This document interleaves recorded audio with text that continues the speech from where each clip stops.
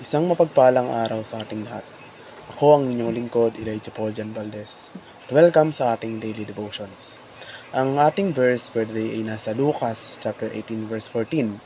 Sinasabi rito na, "Sinasabi ko sa inyo, ang lalaking ito'y umuwing pinatawad sa kanyang mga kasalanan, ngunit ang una ay hindi, sapagkat ang sinumang nagmamataas ay ibababa, at ang nagpapakumbaba ay tataas." Lahat tayo ay nakikipaglaban sa pagmamataas sa buhay, at nakakalungkot na marami sa atin ang hindi nakakaalam ng potensya na naghihintay sa atin kung hahayaan lang natin ang ating pagmamataas at sumulong sa plano ng sa Diyos.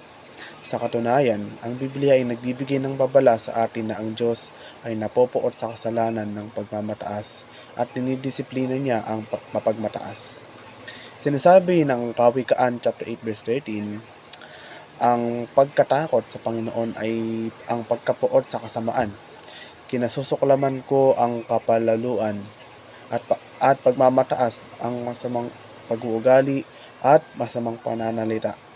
Ang pagmamataas ay humahantong sa isang pabagsak kagaya ng nasa Kawikaan chapter 16 verse 18. Ang kapalaluan ay nauuna sa pagkawasak. Ang pagmamataas na espiritu ay nauuna sa pagkahulog.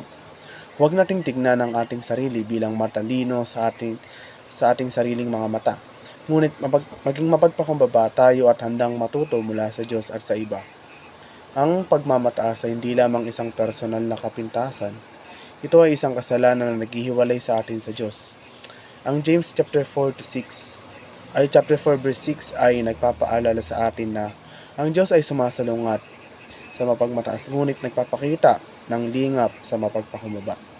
Maaaring bubulagin tayo ng pagmamataas sa sarili nating mga kamalian. Gawin tayong lumalaban sa pagtutuwid at lumikha ng maling pakiramdam ng pagiging sapat sa sarili.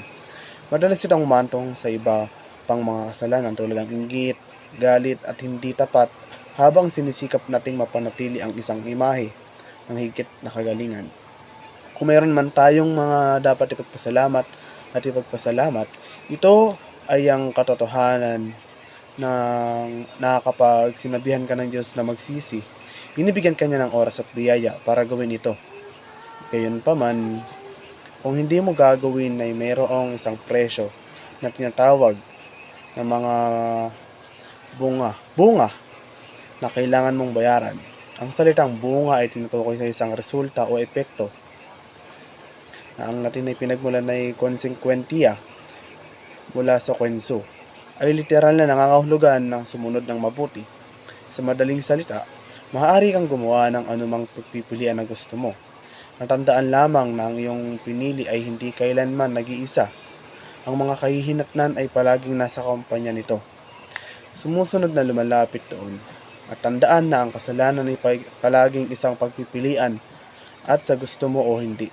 Gayon din ang mga bunga. Dahil kung hindi ka pipili, hindi ka magdurusa sa mga kahihinatnan ng isang pagpili na hindi mo ginawa.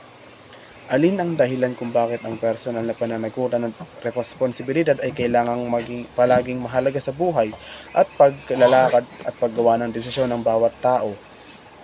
At ang mas mapapanganib, kung pipiliin mong magpatuloy sa kasalanan, nanganganib kang makarating sa isang lugar na kung saan humihina ang iyong kakayahang magsabi ng hindi.